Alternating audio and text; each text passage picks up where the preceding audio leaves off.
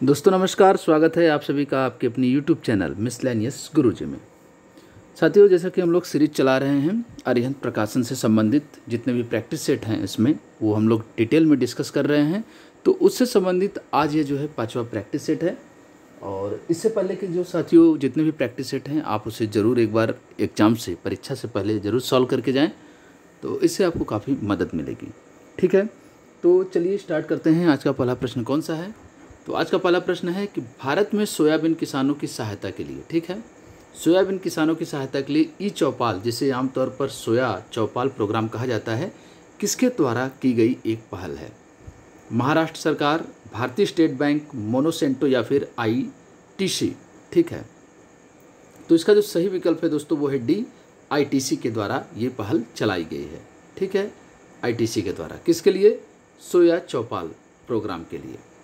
Soybean से संबंधित है साथियों। और भारत में सोयाबीन उत्पादन में मध्य प्रदेश का प्रथम स्थान है, जैसा कि आपको पता होना चाहिए। चलिए, सूर्यमुखी की खेती के लिए किस प्रकार की मिट्टी सबसे अच्छी होती है? सूर्यमुखी की खेती के लिए किस प्रकार की सबसे अच्छी मिट्टी होती है? तो साथियों इसका जो सही विकल्प है वो है ए, रेगुर मिट्टी। ठीक है, इसको बोलते हैं हम लोग क्या? रेगुर मिट्टी। इस मिट्टी को साथियों हम लोग जानते हैं काली मिट्टी के नाम से भी जानते हैं। ठीक है, इसको हम लोग काली मिट्टी के नाम से भी जानते हैं। और काली मिट्टी का जो सबसे ज़्यादा विस्तार है वो कहाँ पे है दोस्तों? वो है महाराष्ट्र में। चलिए, भारत में निम्नलिखित में से किस क्षेत्र में धान की फसल के 3 मौसम पाए जाते हैं? धान की फसल के 3 मौसम पाए जाते हैं। कहाँ साथ ही पाए जाते हैं? तो इसका जो सही विकल्प है वो है बी, ब्रह्मपुत्र घाटी में। असम में जो असम राज्य में है वहाँ पे जो ब्रह्मपुत्र घाटी है वहाँ पे धान की फसल के 3 मौसम पाए जाते हैं। ठीक है, विश्व में केले का सर्वाधिक उत्पादक देश कौन सा है? केले का सबसे सर्वाधिक उत्पादक देश कौन सा है? तो वह है भारत। ठीक है, भारत। अवमूल्यन का अर्थ है, ठीक है, अवमूल्यन का अर्थ क्या होता है साथियों? ठीक है, आपको बताना है। तो इसका जो सही विकल्प है वो है सी, अन्य देशों की मुद्रा की तुलना में घरेलू मुद्रा का मान कम करना। ठीक है, इसका मतलब होता है अवमूल्यन। ठीक है, डिवैल्यूएशन। चलिए, भारत में कितने शहरों की आबादी 10 लाख से अधिक है? आपको बताना है भारत में कितने शहरों की आबादी 10 लाख से अधिक है। अगर बात की जाए भारत की जनगणना जो 2011 के अनुसार 53 ऐसे शहर हैं जिनकी आबादी 10 लाख से अधिक है। ठीक है, जनगणना 2001 के अनुसार साक्षर व्यक्ति उसे कहा जा सकता है जो, ठीक है, आपको बताना है जो। साथियों इसका सही विकल्प है सी, 7 वर्ष या अधिक का है और कोई भाषा समझकर पढ़ लिख सकता है। ठीक है, जो 7 वर्ष या उससे अधिक का है और कोई भाषा समझकर पढ़ लिख सकता है। हाल में किस राज्य ने चिड़ियाघरों एवं हिरण उद्यानों में जंगली जानवरों के अधिग्रहण की योजना शुरू की है? तो इसका सही विकल्प है दोस्तों वो है बी, हरियाणा। दिल्ली मेट्रो को अपनी प्रथम ड्राइवर रहित रेलगाड़ी किस देश से प्राप्त हुई थी? आपको बताना है दोस्तों। 9वां प्रश्न है, इसका सही विकल्प है वो है बी, दक्षिण कोरिया। कितने प्रतिशत ग्रामीण परिवार की रसोई में परंपरागत लकड़ी गोबर आदि से खाना बनाया जाता है? ठीक है, तो साथियों इसका सही विकल्प है वो है बी, 75%। चलिए अब देखते हैं साथियों, यूनानी लेखकों द्वारा किस भारतीय शासक को अग्रमीज या जेंडरमीज के रूप में संबोधित किया गया है? तो इसका जो सही विकल्प है दोस्तों वो है नंद वंश का संस्थापक, नंद वंश का जो शासक था वो है घनानंद। घनानंद को हम लोग अग्रमीज या जेंडरमीज के नाम से जानते हैं। और नंद वंश का संस्थापक जो था वो था महापद्म नंद। ठीक है, चलिए, ऋग्वेद के दोस्तों आपको बताना है कि ऋग्वेद के किस मंडल में सोम की चर्चा की गई है? सोम की चर्चा की है, तो इसका सही विकल्प है वो है सी, 9वें मंडल में। ठीक है, 9वें मंडल में सोम की चर्चा की गई है। पाली भाषा का ग्रंथ मिलिंद पन्हो राजा मिनांडर के किस बौद्ध भिक्षु से संवाद के रूप में है? साथियों इसका जो आप मिलिंद पन्हो जो आप यहाँ पे वर्ड देख रहे हैं इसका मतलब होता है मिलिंद के प्रश्न। ठीक है, किसके प्रश्न? मिलिंद के प्रश्न। किससे पूछ रहा था वो? तो वो पूछ रहा था बौद्ध भिक्षु नागसेन से। नागसेन से मिलिंद प्रश्न पूछ रहा था। इसको बोलते हैं हम लोग मिलिंद पन्हो। साथियों मिलिंद का ही नाम है मिनांडर। ये एक भारतीय यूनानी शासक था मिनांडर। तो ठीक है, मिलिंद का ही नाम मिनांडर है और मिलिंद जो है बौद्ध भिक्षु नागसेन से प्रश्न पूछ रहा है। और मिलिंद पन्हो किसकी रचना है? तो यह है नागसेन की। हर्यक वंश के किस शासक को कुड़िक कहा जाता था? कुड़िक कहा जाता था। तो इसका जो सही विकल्प है वो है बी, अजातशत्रु। ठीक है। 14वां प्रश्न है, इसका जो सही विकल्प है वो है अजातशत्रु। इसका जो संस्थापक कौन था? तो हर्यक वंश का संस्थापक कौन था? बिंबिसार। ठीक है। किस शासक को दिल्ली से आगरा राजधानी स्थानांतरित करने का श्रेय है? ठीक है। दिल्ली से आगरा राजधानी स्थानांतरित करने का श्रेय किसको है? तो वो है बहलोल लोदी का जो बेटा था, सिकंदर लोदी। सिकंदर लोदी ने ही साथियों आगरा शहर बसाया था, जैसा कि आपको पता होना चाहिए। तो इसको ही ये श्रेय जाता है। सर टॉमस रो तथा हॉकिंस किसके शासनकाल में भारत आए थे? तो इसका जो सही विकल्प है वो है बी, जहांगीर के समय में 1615 में ये लोग आए थे। ठीक है। चलिए, अलाई दरवाज़ा किस प्राचीन निर्माण का बाहरी हिस्सा है? तो इसका जो सही विकल्प है 17वां का ये ए है, कुतुब मीनार का। ठीक है। कुतुब मीनार का अलाई दरवाज़ा का निर्माण अलाउद्दीन खिलजी ने, साथियों इसका जो निर्माण था अलाई दरवाज़ा का निर्माण अलाउद्दीन खिलजी ने करवाया था और यह कुतुब मीनार का बाहरी हिस्सा है। ठीक है। चलिए, त्रिपिटक धर्म ग्रंथ किसका है, किससे संबंधित है? बहुत बार साथियों पूछा गया है। तो बहुत ही सिंपल है, इसका है ऑप्शन डी, विकल्प डी है 18वां का डी, बौद्धों से संबंधित है त्रिपिटक। जवाहरलाल नेहरू के नेतृत्व में गठित स्वतंत्र भारत की प्रथम मंत्रिपरिषद में बिहार के नेता कौन थे? कौन थे बिहार के जो नेता थे? 19वां प्रश्न है, इसका सही विकल्प है बी, राजेंद्र प्रसाद। ठीक है। 2 अक्टूबर 1946 में अंतरिम सरकार का गठन किया गया। इसमें बिहार से डॉक्टर राजेंद्र प्रसाद जो थे उनको कृषि एवं खाद्य मंत्री बनाया गया था। भारतीय संविधान की प्रस्तावना में भारत को किस रूप में घोषित किया गया है? तो किस रूप में घोषित किया गया है? 20वां प्रश्न है। तो इसका सही विकल्प है वो है सी। ठीक है। एक प्रभुत्व संपन्न समाजवादी धर्मनिरपेक्ष प्रजातांत्रिक गणतंत्र के रूप में जो है घोषित किया गया है। ठीक है। निम्नलिखित में से कौन सा मूलभूत अधिकार नहीं है? संवैधानिक प्रतिकार का अधिकार, ये है साथियों, बिल्कुल सही है। संपत्ति का अधिकार साथियों ये मूलभूत अधिकार नहीं है, ये लीगल राइट है, मतलब ये साथियों जो है कानूनी अधिकार है। ठीक है। और इसको 44वें संविधान संशोधन वर्ष जो 1978 में हुआ था के द्वारा संपत्ति का अधिकार को मौलिक अधिकार की सूची से हटाकर इसे कानूनी अधिकार का रूप प्रदान किया था। साथियों इसको किस में रखा गया है? तो इसको आर्टिकल 300A में रखा गया है। शांतिपूर्वक एकत्र होने का अधिकार भी बिल्कुल सही है साथियों, ये मूल अधिकार है। देश भर में आज़ादी के साथ आने जाने का अधिकार भी, ये भी मूल अधिकार है। भारत के सर्वोच्च न्यायालय की स्थापना हुई थी, कब हुई थी? 22वां प्रश्न है। तो इसका जो सही विकल्प है वो है सी, भारत सरकार के अधिनियम 1935 के अधीन। ठीक है, इसकी स्थापना हुई थी। भारत के उपराष्ट्रपति साथियों वाइस प्रेसिडेंट का चुनाव कौन करता है? ठीक है। 23वां प्रश्न है, इसका सही विकल्प है वो है सी, संसद के दोनों सदनों के सदस्यगण। ठीक है।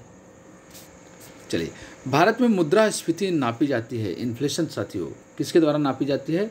तो इसका जो सही विकल्प है वो है थोक मूल्य सूचकांक द्वारा, होल प्राइस इंडेक्स के WPI के द्वारा नापी जाती है, मेजर की जाती है इन्फ्लेशन की रेट। ठीक है। भारत में राष्ट्रीय आय समंकों का आकलन किसके द्वारा किया जाता है? तो इसका सही विकल्प है वो है डी, केंद्रीय सांख्यिकी कार्यालय। ठीक है। भारत में निर्धनता के स्तर का आकलन किया जाता है, इंपॉर्टेंट है साथियों। तो इसका जो सही विकल्प है वो है सी, परिवार के उपभोग व्यय के आधार पर। बहुत इंपॉर्टेंट है दोस्तों, बहुत इंपॉर्टेंट है, इसको आपको याद रखना है, समझ लेना है कि परिवार के उपभोग व्यय के आधार पर भारत में निर्धनता के स्तर का, पॉवर्टी का जो है आकलन किया जाता है।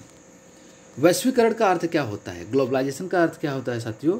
घरेलू अर्थव्यवस्था का वैश्विक अर्थव्यवस्था के साथ एकीकरण कर देना, इसका मतलब होता है वैश्वीकरण। जैसे साथियों अपने यहाँ कोई प्रोडक्ट बनता है और उस प्रोडक्ट को अगर हम लोग किसी दूसरे देश में या फॉरेन कंट्री में सप्लाई करने लगे, वहाँ से हम लोग जुड़ जाएं, तो उसको बोलते हैं वैश्वीकरण। तो साथियों घरेलू अर्थव्यवस्था का वैश्विक अर्थव्यवस्था के साथ एकीकरण को हम लोग बोलते हैं वैश्वीकरण। आर्थिक कल्याण की सर्वोत्तम माप कौन सी है? 28वां प्रश्न है। ठीक है दोस्तों, 28वां प्रश्न है। तो इसका जो सही विकल्प है वो है डी, प्रति व्यक्ति वास्तविक निवल राष्ट्रीय उत्पाद। ठीक है, राष्ट्रीय निवल इसको बोलते हैं साथियों। आर्थिक समृद्धि मतलब होता है साथियों, आर्थिक कल्याण का मतलब होता है समृद्धि। तो इसका जो सही विकल्प है वो है डी, प्रति व्यक्ति वास्तविक निवल राष्ट्रीय उत्पाद। भारत में IRDI नियमित करता है, किसको नियमित करता है साथियों? बैंकिंग व्यवसाय को। गलत है साथियों, इसको तो RBI करता है। ठीक है। बीमा व्यवसाय को साथियों करता है भारत में आरडीआई जो नियमित करता है वो बीमा को साथियों रेगुलेट करता है, बीमा व्यवसाय को रेगुलेट करता है।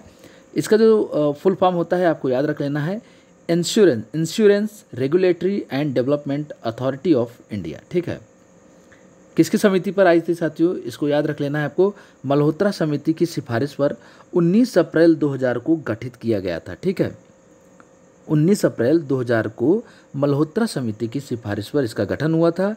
इसका फुल फॉर्म है insurance regulatory and development authority of India. ये बीमा व्यवसाय को कंट्रोल करती है, नियमित करती है। भारत में पहली बार रेलवे परिचालन आरंभ हुआ था, तो कब हुआ था, तो इसका जो विकल्प है वो है सी, 16 अप्रैल 1853 में। ठीक है, और पहली बार जो भारत में रेलगाड़ी चली थी वो बम्बई और थाने के बीच चली थी। ठीक है, और भारत का इसमें जो गवर्नर जनरल था वो था लॉर्ड डलहौजी। ठीक है, चलिए अभी देखेंगे निम्न में से कौन सी विधि सही प्रकार से स्वपोषण की विधि है। ठीक है, स्वपोषण की विधि है सही प्रकार से, तो हरे पौधों में साथियों जो प्रकाश संश्लेषण होता है, फोटोसिंथेसिस होता है, वो एकदम सही विधि है। यकृत सबसे बड़ी ग्रंथि है साथियों, जो लीवर है सबसे लार्जेस्ट ग्लैंड है, यकृत सबसे बड़ी ग्रंथ है और विभिन्न कार्यों में उसका योगदान होता है। निम्न में से एक गलत विकल्प है, उसका चयन करना है, आपको बताना है कौन सा विकल्प गलत है। तो इसमें देख लेते हैं, चलिए। कार्बोहाइड्रेट साथियों जो उपापचय होता है, बिल्कुल साथियों इसमें इसका योगदान है। फैट का पाचन, डाइजेशन ऑफ फैट, इसमें भी साथियों इसका योगदान है। पित्त का पाचन मतलब बाइल का पाचन भी साथियों ये करता है, इसका योगदान होता है साथियों। और गलत जो विकल्प हो जाएगा वो है डी, उपरोक्त में से कोई नहीं। ठीक है, ठीक है, चलिए अभी देखते हैं विश्व का सबसे लंबा रेलवे प्लेटफॉर्म कौन सा है। तो इसका जो सही विकल्प हो जाएगा, ऑप्शन हो जाएगा वो है सी, गोरखपुर। साथियों खड़गपुर में आपको कंफ्यूज नहीं होना था, ये पहले था। ये कुछ साथियों 1000 मीटर है और ये साथियों 1.3 मीटर है। ठीक है, लगभग 1300 मीटर। चलिए देख लेते हैं साथियों। जी हाँ, बिल्कुल सही है साथियों, गोरखपुर जो है सबसे लंबा है। कंचनजंगा राष्ट्रीय पार्क को किस वर्ष विश्व विरासत सूची में शामिल किया गया था। तो इसका सही विकल्प है वो है बी, 2016 में। ठीक है, 2016 में कहाँ पे स्थित है, सिक्किम में स्थित कंचनजंगा राष्ट्रीय पार्क। ठीक है, नेशनल पार्क, बहुत इंपॉर्टेंट है साथियों। पनामा नहर किसको जोड़ती है, पनामा नहर किसको जोड़ती है, तो पनामा नहर जो है साथियों वो जोड़ती है प्रशांत महासागर को अटलांटिक महासागर से। ठीक है, प्रशांत महासागर को अटलांटिक महासागर से पनामा नहर जोड़ती है, अर्थात पैसिफिक ओशन जो है, पैसिफिक ओशन अटलांटिक ओशन को कनेक्ट करता है पनामा नहर। ठीक है, चलिए। भारत में हीरे की खान किस राज्य में स्थित है, हीरे की जो खानें हैं किस राज्य में स्थित है, तो इसका सही विकल्प है वो है मध्य प्रदेश, एमपी में। तो भारत में हीरे की खान जो है वो पन्ना में है और मध्य प्रदेश के पन्ना में। काराकोरम राजमार्ग किन दो देशों को जोड़ता है, काराकोरम राजमार्ग किन दो देशों को जोड़ता है। इसमें साथियों आपको कन्फ्यूजन नहीं होना है, इसको क्लियर कर लेना है, पाकिस्तान और चीन को। ठीक है, पाकिस्तान और चीन को। काली मिट्टी का सबसे अधिक क्षेत्र किस राज्य में है साथियों, जैसा कि मैंने आपको बताया कि रेगुर मिट्टी को ही, अभी हमने देखा था दूसरे प्रश्न में, रेगुर मिट्टी को ही साथियों हम लोग बोलते हैं, क्या बोलते हैं, काली मिट्टी बोलते हैं। और इसका जो सबसे ज़्यादा विस्तार है वो है महाराष्ट्र में। ठीक है, महाराष्ट्र में, उसके बाद कर्नाटक में। अलमाटी बांध किस नदी पर बना है, अलमाटी डैम जो है किस नदी पर बना है, 39वां क्वेश्चन है। तो इसका जो सही विकल्प है वो है सी, कृष्णा रिवर पर बना है, कृष्णा रिवर पर। और ये एक जल विद्युत परियोजना है, हाइड्रो इलेक्ट्रिक प्रोजेक्ट है और कर्नाटक राज्य में है। ठीक है, कर्नाटक राज्य में इसकी है। चलिए, मरुस्थल में उगने वाले पौधों को क्या कहते हैं साथियों, हम लोग मरुस्थल में जो पौधे उगते हैं उसको हम लोग क्या बोलते हैं, तो उसको हम लोग बोलते हैं जीरोफाइट्स। ठीक है, जीरोफाइट्स। लोकनायक के नाम से किन्हें जाना जाता है, तो लोकनायक के नाम से हम लोग किसको जानते हैं, हम लोग जानते हैं जयप्रकाश नारायण को हम लोग लोकनायक के नाम से जानते हैं। इनका जो जन्म हुआ था, ठीक है, बलिया में। ठीक है, चलिए। अगस्त 1932 में रैमजे मैकडोनाल्ड के सांप्रदायिक पंचायत के द्वारा पहली बार एक पृथक निर्वाचक समूह बनाया गया। किस लिए बनाया गया था दोस्तों, तो ये अछूतों के लिए बनाया गया था। ठीक है, किसके लिए बनाया गया था, अछूतों के लिए बनाया था। ओके। उल गुलान किससे जुड़ा था, उल गुलान किससे जुड़ा था, तो इसका जो सही विकल्प है वो है डी, मुंडा। ठीक है, 1893 से लेकर 1900 के बीच बिरसा मुंडा जो एक थे, उनके नेतृत्व में मुंडा विद्रोह हुआ था। बिरसा मुंडा को उलगुलान मतलब महान हलचल, इनको क्या बोलते हैं, और उलगुलान को क्या बोलते हैं, महान हलचल, और इनके विद्रोह को उलगुलन मतलब महाविद्रोह के नाम से जाना जाता था। तो उलगुलान मुंडा से जुड़ा था, बिरसा मुंडा। अंग्रेजों ने श्रीरंगपट्टनम की संधि किसके साथ की थी, बहुत इंपॉर्टेंट है।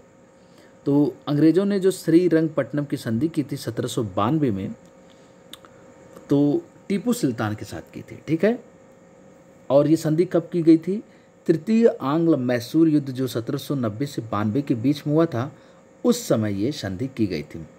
उस समय जो गवर्नर जनरल कौन था आपको बताना है, चलिए साथियों मैं ही बता रहा हूँ, लॉर्ड कॉर्नवालिस। ठीक है, कॉर्नवालिस। क्या ये सही है, आपको कमेंट करके बताना है।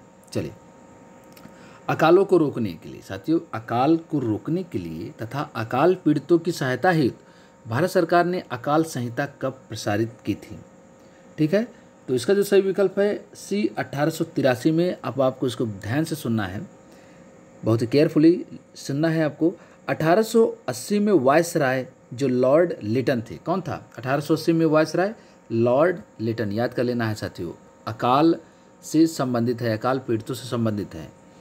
तो लॉर्ड लिटन द्वारा एक अध्यक्ष बनाया गया था, किसको बनाया गया था, स्ट्रेची, इनका नाम क्या था, स्ट्रेची। साथियों आपसे पूछ लेगा किसकी अध्यक्षता में हुआ था, तो स्ट्रेची की अध्यक्षता में एक अकाल आयोग का गठन किया गया, प्रथम अकाल आयोग का गठन किया गया था।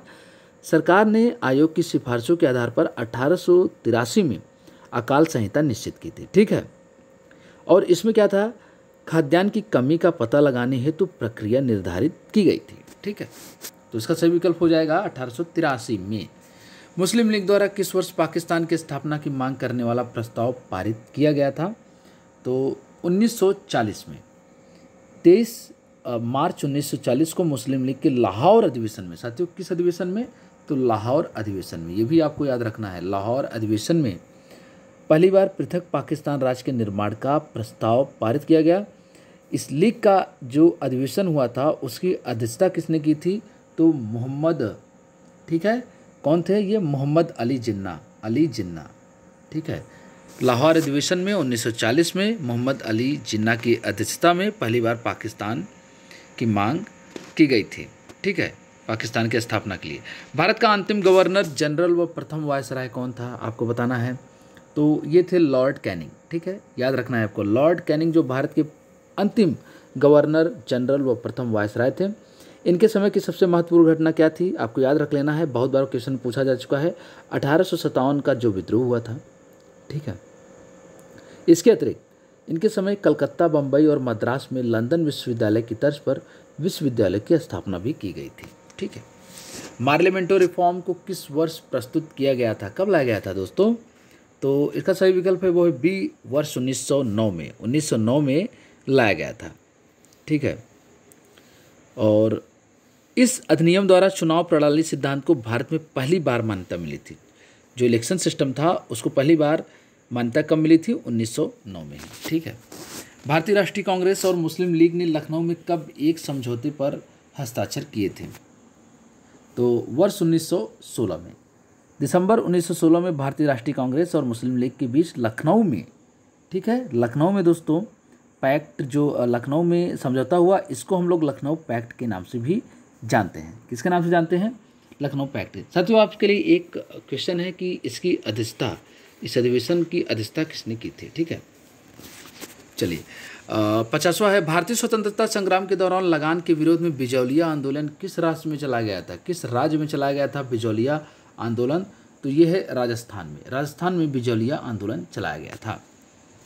और उस समय कौन थे इसके, किसके नेतृत्व में हुआ था ये भी जान लीजिए, हालांकि जरूरी नहीं है, विजय सिंह पथिक के। सती प्रथा का अंत करने तथा ठगी को समाप्त करने का श्रेय किसको जाता है, तो सती प्रथा का अंत करने का जो श्रेय है वो लॉर्ड विलियम पेंटिक को जाता है। किसकी मदद से, भारत में किसकी मदद में, 1829 में इन्होंने किया था ये, किसकी मदद से, राजा राम मोहन राय की मदद से। और 1830 में इन्होंने ठगी प्रथा को समाप्त किया था। और किसकी मदद से, तो कर्नल स्लीमन की मदद से। ठीक है, कौन थे, कर्नल स्लीमन की मदद से। ठीक है। जैवमंडल में सभी जीवित जातियां जीवित रहने के लिए एक दूसरे से परस्पर संबंधित और निर्भर रहती हैं। इस जीवन आधारित तंत्र को हम क्या कहते हैं? साथियों बहुत ही सिंपल है, इसमें तो कुछ ऑप्शन में है ही नहीं। इसका सही विकल्प है ए, पारितंत्र। इसको बोलते हैं हम लोग, क्या बोलते हैं, पारितंत्र या पारिस्थितिकी तंत्र। ठीक है। गुलरुखी के उपनाम से कौन कविताएं लिखता था? ठीक है, 53वां प्रश्न है, गुलरुखी के नाम से कौन कविताएं लिखा करता था? तो सिकंदर लोदी जो है वो गुलरुखी के नाम से कविताएं लिखा करता था। किस अनुच्छेद के अनुसार जम्मू कश्मीर के लिए निवारक निरोध संबंधी विधि बनाने की शक्ति संसद को नहीं बल्कि राज्य विधान मंडल को प्राप्त है? तो साथियों जम्मू कश्मीर आजकल बहुत फेमस में रहा है, प्रसिद्ध रहा है, हलचल में रहा है, इसलिए आप इसको ज़रूर देख लीजिए। इसका सही विकल्प है वो है डी, अनुच्छेद 22(7). ठीक है, सब क्लास 7। ब्रिटिश भारत का पहला लौह एवं इस्पात संयंत्र कब स्थापित किया गया था? तो वर्ष 1907 में। वर्ष 1907 में जमशेदपुर में प्रसिद्ध जो Tata iron and steel company का कारखाना स्थापित हुआ था। इसके पश्चात बंगाल और मैसूर में भी लोहे के कारखाने स्थापित हुए। भारत आने वाला प्रथम यूरोपीय कौन था? तो इसका सही विकल्प है वो है डी, पुर्तगीज। पुर्तगीज जो थे वो भारत आने वाले प्रथम यूरोपीय थे। ठीक है, चलिए साथियों देख लेते हैं फिर अगला प्रश्न क्या है। अगला प्रश्न है मथुरा कला शैली का विकास किसके शासनकाल में हुआ था? मथुरा कला शैली का विकास किसके शासनकाल में हुआ था? तो ये थे कनिष्क। ठीक है, कनिष्क के शासनकाल में मथुरा कला शैली का विकास हुआ था। ठीक है। बौद्ध भिक्षु किस ऋतु में उपदेश देना बंद कर देते थे? तो जब वर्षा ऋतु होती थी तो बौद्ध भिक्षु जो है वो उपदेश देना बंद कर देते थे और वे मतलब गुफाओं में, ठीक है, गुफाओं में जाकर वो एकत्रित होते थे और जो एक साल में या पूरे वर्ष में गलती किए रहते थे अपने अपराधों के लिए क्षमा याचना करते थे। इस क्रिया को हम लोग क्या बोलते हैं साथियों? पबरन बोलते हैं। ठीक है, पबरन। साथियों जब वर्षा ऋतु आती थी तो बौद्ध भिक्षु क्या करते थे? वो जाके गुफाओं में रहने लगते थे और जो उनसे जाने अनजाने में गलतियाँ हुई रहती थी उसके लिए वो प्रायश्चित किया करते थे, क्षमा याचना करते थे और इस क्रिया को हम लोग बोलते हैं पबरन। ठीक है। सिद्धू और कान्हू ने किस आंदोलन का नेतृत्व किया था? ठीक है, तो इसका सही विकल्प है वो है ए, संथाल। ठीक है, संथाल विद्रोह कब हुआ था? 1855 से 56 में हुआ था। यह आदिवासी विद्रोह में शक्तिशाली विद्रोह था। सिद्धू और कान्हू इस विद्रोह के प्रमुख नेता थे। ठीक है, चलिए निम्न में से कौन अर्थव्यवस्था में तृतीय क्षेत्र के घटक नहीं है? व्यापार, भंडारण, सामुदायिक सेवाएं, गैस एवं जलापूर्ति। तो इसका सही विकल्प है वो है सी, गैस एवं जलापूर्ति। बाकी व्यापार, भंडारण, सामुदायिक सेवाएं ये सब तृतीय क्षेत्र के घटक हैं। ठीक है। गैर शहरी अचल संपत्तियों से प्राप्त कर किस प्रकार का कर होता है? आपको बताना है दोस्तों। तो इसका सही विकल्प है वो है डायरेक्ट टैक्स, प्रत्यक्ष कर होता है, प्रत्यक्ष कर होता है। ठीक है, चलिए 3 तलाक देने वाले पति को अधिकतम कितने वर्ष की सज़ा हो सकती है? अधिकतम कितने वर्ष की सज़ा हो सकती है आपको याद रखना चाहिए। तो 3 वर्ष की सज़ा हो सकती है। ठीक है। संसद में 3 तलाक the Muslim women protection of rights in marriage act नाम से वर्ष 2017 में अधिनियम बना। ठीक है, तो इसके तहत आपको 3 वर्ष की सज़ा हो सकती है। अब करंट अफेयर है, देख लेते हैं। लंदन यूनाइटेड किंगडम में आयोजित 69वीं मिस वर्ल्ड प्रतियोगिता 2019 में विश्व मिस वर्ल्ड 2019 के रूप में किसे ताज पहनाया गया था? किसे ताज पहनाया गया था साथियों? करंट अफेयर का क्वेश्चन है और ये कब का है दोस्तों? 2019 का है। चलिए, तो इसका जो सही विकल्प है वो है डी, टोनी एन सिंह को। टोनी एन सिंह को, जमैका की रहने वाली भारतीय मूल की टोनी एन सिंह को मिस वर्ल्ड 2019 चुना गया था। ठीक है, चलिए बैडमिंटन प्रतियोगिता इंडोनेशिया ओपन का महिला एकल खिताब किसने जीत लिया? तो आपको बताना है किसने जीता, ये बहुत इंपॉर्टेंट है। अकाने यामागुची ने, अकाने यामागुची ने जीता है इसको। साथियों मैंने जो घटना चक्र की 2 सीरीज भी प्रैक्टिस सेट पूरा कराया है। उसमें 10 प्रैक्टिस सेट थे और उसमें जो करंट अफेयर है दोस्तों वो बहुत ही इम्पॉर्टेंट है, आप लोग उसको भी ज़रूर देखिए। यहाँ से सीधा आपको करंट अफेयर से साथियों प्रश्न मिलेगा। सितंबर 2019 में किस शहर में यूरेशियन आर्थिक फोरम का आयोजन किया गया? सितंबर 2019 का साथियों है तो आर्थिक फोरम का आयोजन किया गया, ठीक है। तो इसका सही विकल्प है वो है डी, शियोन में, ठीक है, शियोन में, चीन के शियोन शहर में। किस सूचना प्रौद्योगिकी कंपनी द्वारा 24 जुलाई 2019 को हैदराबाद में डिजिटल प्रयोगशाला की शुरुआत की गई? साथियों हालांकि ये पुराना करंट अफेयर है लेकिन फिर भी आपको याद रखना है। विप्रो। किस देश की एक प्रमुख स्टार्टअप कंपनी आई स्पेस ने देश का पहला वाणिज्यिक रॉकेट लॉन्च किया जो उपग्रह को कक्षा में ले जाने में सक्षम है? ठीक है, तो इसका सही विकल्प है वो है चाइना। आई स्पेस जो है चाइना की है, ठीक है। चलिए, वर्ष 2019 के लिए राष्ट्रीय तानसेन सम्मान पुरस्कार से किसे सम्मानित किया गया? 68वां प्रश्न है, ये है पंडित विद्याधर व्यास को। चलिए अभी देखेंगे अगला प्रश्न है, हाउडी मोदी कार्यक्रम का संबंध किस देश से है? बहुत इंपॉर्टेंट था उस समय ये, और सितंबर 2019 में संयुक्त राज्य अमेरिका के ह्यूस्टन में ये आयोजन हुआ था। तो ये भारत और अमेरिका से संबंधित है। 21 जुलाई 2019 को संपन्न बैडमिंटन प्रतियोगिता घाना इंटरनेशनल 2019 का पुरुष एकल खिताब किसने जीत लिया? तो इसका सही विकल्प है वो है किरण जॉर्ज। हाल ही में किस राज्य सरकार ने 8वीं से 12वीं तक वैकल्पिक विषय के तौर पर मैथिली को शामिल किए जाने की घोषणा की? 71वां प्रश्न है। तो साथियों आपको लगेगा कि साथियों हो सकता है कि बिहार सरकार हो, लेकिन ऐसा नहीं है दोस्तों, यह है दिल्ली सरकार। पास्कल किसकी इकाई है? पास्कल किसकी इकाई है दोस्तों? तो पास्कल इकाई है बी, प्रेशर की, दाब की। प्रेशर इक्वल क्या होता है? फोर्स पर यूनिट एरिया, बल बटे क्षेत्रफल। पायरोमीटर का प्रयोग करते हैं, किस लिए करते हैं पायरोमीटर का प्रयोग? तो इसका जो प्रयोग होता है वो तापक्रम नापने में, ठीक है। कैसा तापक्रम साथियों? जो बहुत ही हायर टेम्परेचर का हो, बहुत ज़्यादा उच्च तापमान का हो, उसको मेजर करता है, ठीक है। सबसे कम वेवलेंथ वाला अर्थात तरंग दैर्ध्य वाला प्रकाश होता है, किसका होता है दोस्तों? तो ये है बैंगनी, वायलेट, ठीक है। और जो सबसे अधिक तरंग दैर्ध्य वाला होता है वो प्रकाश होता है लाल रंग का, रेड कलर का, ठीक है। एक सामान्यतः स्वस्थ मनुष्य का हृदय प्रति मिनट धड़कता है तो 72 बार, 72 टाइम्स।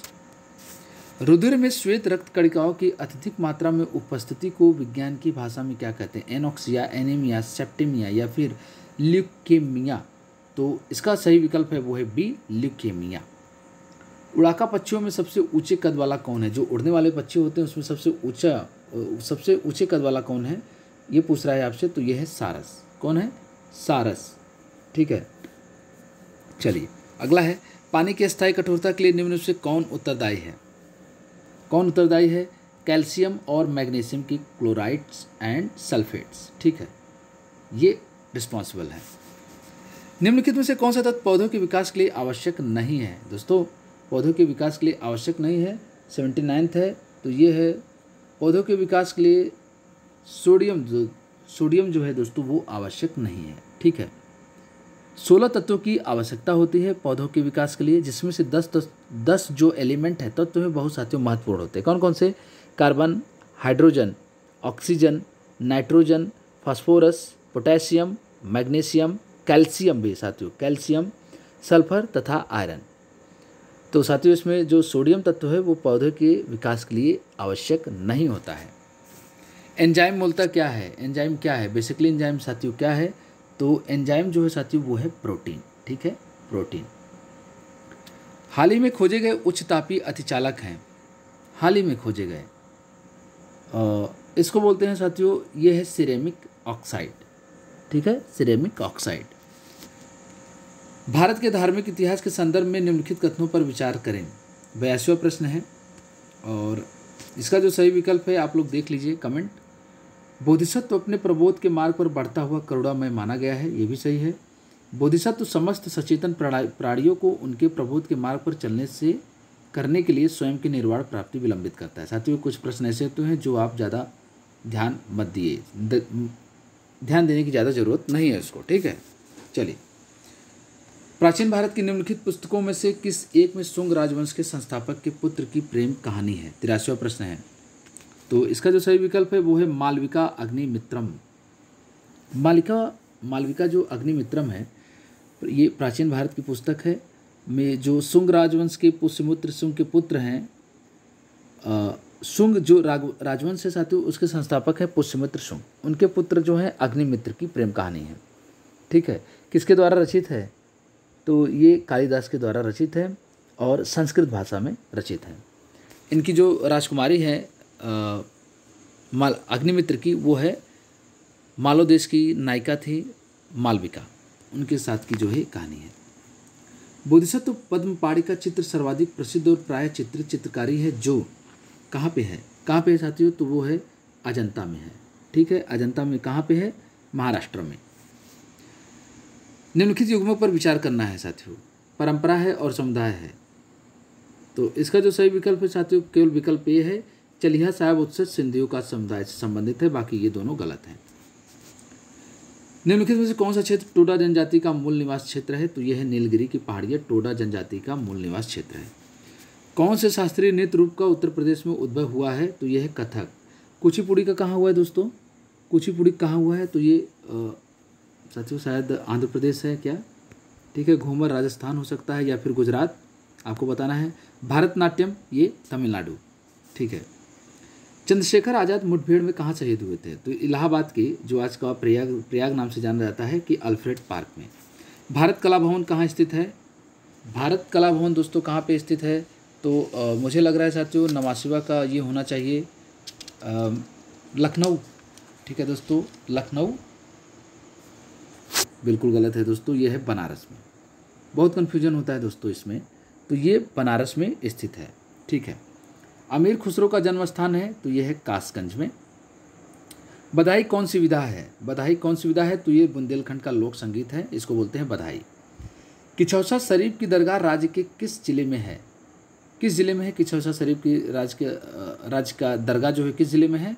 तो ये दोस्तों इसका सही विकल्प है वो है ए अम्बेडकर नगर में। उत्तर प्रदेश के बुद्ध ने अपना पहला उपदेश दिया था और अपनी कार्य विधि की नींव रखी कहाँ पे? सारनाथ में, ठीक है, वाराणसी। उत्तर प्रदेश किस कढ़ाई शैली के लिए विश्व प्रसिद्ध है? तो वह है चिकनकारी में। चलिए, निम्नलिखित में से कौन सा नृत्य उत्तर प्रदेश से संबंधित नहीं है? चरकुला, मयूर नृत्य, रासलीला या फिर कठपुतली नृत्य, ठीक है। तो इसका जो सही विकल्प है दोस्तों वो है कठपुतली नृत्य। 95 का है कठपुतली नृत्य। चलिए, अब दोस्तों देख लीजिए आज का जो इसमें क्वांट के भी प्रश्न हैं, रीजनिंग और मैथ के। तो एक एक करके साथियों मैं आपको प्रश्न दिखा रहा हूँ, आप इसको जल्दी से जल्दी स्क्रीनशॉट ले लीजिए और विकल्प के साथ, ठीक है, इसको ज़रूर आप सॉल्व करते रहिए। लगभग 20 से 25 प्रश्न साथियों होते हैं करंट के अलावा। तो आप समझ सकते हैं साथियों, अगर आपका क्वांट सेक्शन बढ़िया है, तैयार है, और करंट अफेयर भी अगर आप तैयार करके जा रहे हैं, ठीक है, तो आपको काफ़ी ज़्यादा बेनिफिट मिलेगा इसमें, ठीक है। तो इसलिए तैयारी ज़रूर करते रहें, बिल्कुल भी अवॉइड करने का प्रयास मत करिए क्वांट को।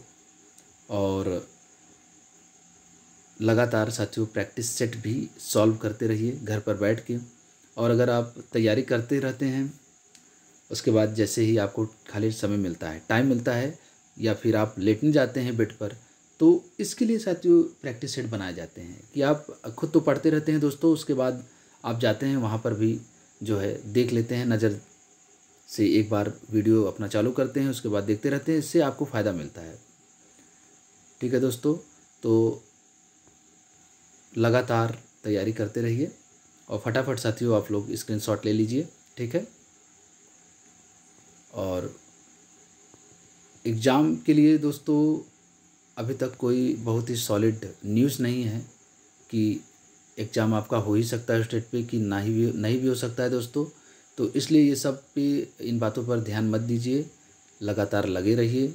एग्ज़ाम अगर हो जाए तो भी ठीक है, और अगर टाइम मिलता है साथियों तो कोई बात नहीं है, और ज़्यादा साथियों विलम्ब ना हो, एग्ज़ाम हो जाए तो ही ज़्यादा बढ़िया है, ठीक है। तो साथियों ये आज का लास्ट जो है प्रश्न, इसका भी स्क्रीनशॉट आप लीजिए और इसको ज़रूर सॉल्व किया करिए घर पर, ठीक है। तो चलिए दोस्तों, इस तरह से आज का ये प्रैक्टिस सेट जो है समाप्त होता है। मिलते हैं साथियों आपसे कल अगले प्रैक्टिस सेट में, ठीक है। धन्यवाद, नमस्कार।